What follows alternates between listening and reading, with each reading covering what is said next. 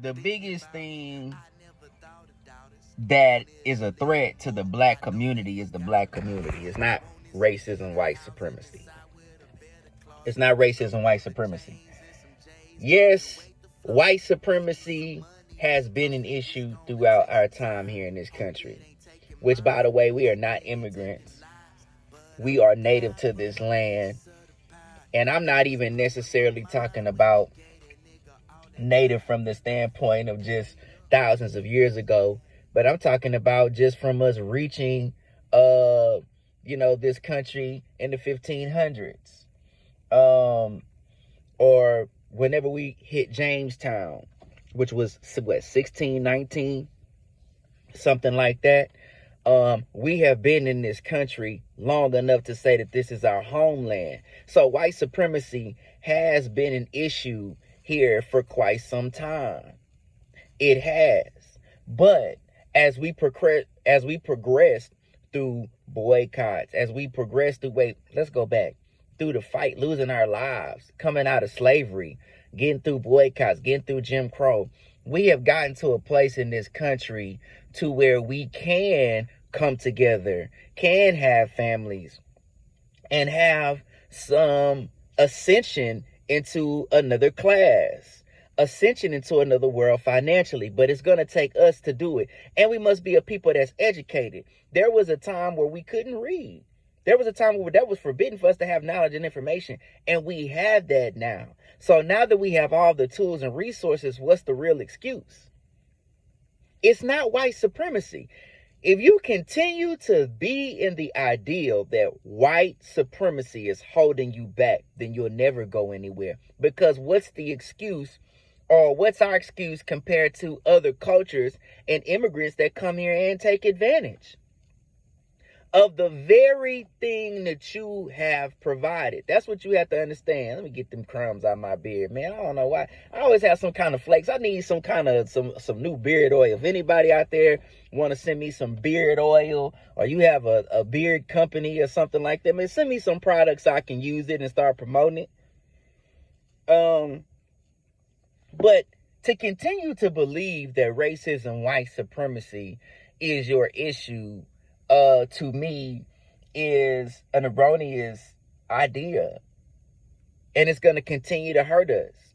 You know, rest in peace to Little Ronnie out of Fort Worth, who's a rapper, and him and his child being slain. Who's the fault? Whose fault is that? And I'm not getting into any street politics, by the way. That's not what I do. I was a engineer, producer, artist for a while. I love hip hop. I pay attention. That's how I knew about Lil Ronnie and all those artists like that. I'm a listener of hip hop. I love hip hop. So I only know about it because I follow the Say Cheese digitals and, No Cap season and all of that. But the reason why I'm asking about this, because I'm more than certain that he was in his neighborhood or a place that he was familiar with. And I'm almost certain that, his demise was either by his own or some debauchery he was a part of through his music, or maybe in the streets. I've been saying for a long time, and this is no disrespect to him or any of his family. I'm not talking ill. We must say that because we have to be sensitive in a time like this. But when are we going to get away from the idea of criminality? When are we going to get away from the debauchery that our community has put out in the streets and put out in the airwaves? Why we can't see it that way? Why we don't understand this? Why we don't understand this? It's like we have too, as my boy Grizzly say, we got too many in-house fades to run to even be worried about somebody else. We have so many issues when it comes to hip hop, when it comes to how we do black business. The turkey leg hut. That's a prime example of, to me, that was a premier black business, y'all. That's gone because of, fugaziness. Fugaziness. All them people personal business out in the open. Even now that brother that moved on, got the oyster leg hood, I want to try that. And I think this brother, listen, you can't deny that man is talented. But it's always something following behind him in terms of some mess. Some mess.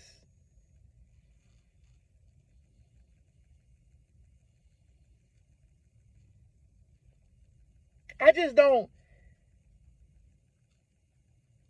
man, it ain't about white folks no more, man. Y'all gotta get off that. And this isn't a, oh, leave white people alone and don't say nothing. Man, it's y'all fault. I'm sorry, white people. The whole conversation of race, and it's y'all fault. My issue with white folks, y'all like to run away from history and try to manipulate it and change. No, you can't run away from this, dog. Y'all stand on business now. Y'all gotta stand on business now for what y'all stood for. DEI is cold for we don't like black folks. We don't like niggas. Like, y'all not off the hook. But what I'm saying is, y'all not the concern no more. Like, y'all did what y'all did. It is what it is. We as a people have so much more we could be doing that can, change our trajectory for the future, and we're not doing it. We worried about how we feel about the past and what white folks did. What was been done has been done. I'm not even concerned with them no more. Y'all don't know by now that a lot of white people are in homogenous communities. They don't even see you. So why would they have any type of affinity towards you? I'm not even worried about them. Man, just go on, whatever. I'm worried about us and what we got going on. We are suffering because we don't have a lot of information. We're not educating ourselves. And I'm not talking about just going to school. I'm talking about just having information, period. Not only just having information, we, again, practicing debauchery, not having a cultural install for marriage. We don't believe in marriage no more. We have way too much to be worried about white people. I want y'all to get in the comments, and I want y'all to tell me what y'all think about what I'm saying. I want y'all to get involved. This is a time for us to have some dialogue about what are we going to do to move forward into the future.